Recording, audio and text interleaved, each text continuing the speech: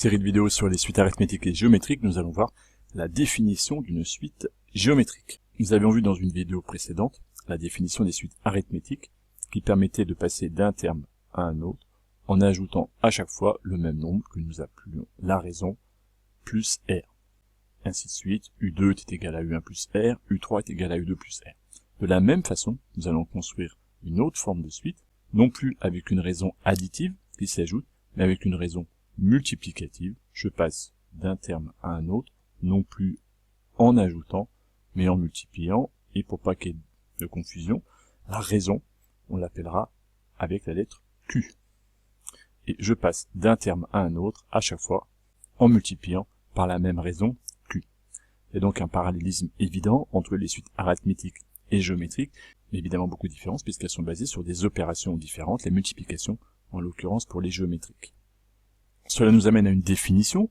On va dire qu'une suite géométrique UN est donc définie par la donnée forcément du premier terme, U0, et d'une raison, un nombre Q, et de la relation de récurrence qui nous dit que le n plus unième terme, UN plus 1, est égal à Q fois, c'est ce qu'on vient de dire, le terme précédent, U indice n. UN plus 1 est égal à Q fois U indice n. Ce schéma-là est donc la définition, l'élément de base d'une suite géométrique. Premier exemple, on me donne une suite Vn, une suite géométrique, de premier terme V0 est égal à 10, de raison 0,2, et on demande de calculer V1.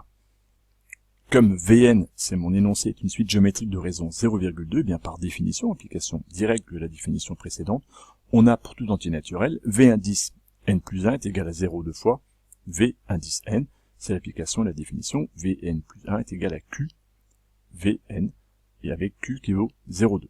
Et donc, en particulier, en prenant n est égal à 0, on aurait V1 est égal à 0,2 fois V0.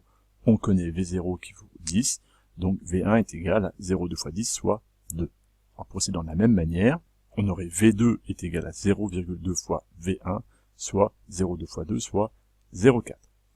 Et en faisant tourner encore une fois la relation de récurrence, on aurait V3 est égal à 0,2 fois V2, soit 0,2 fois 0,4, soit 0,08 pour V3.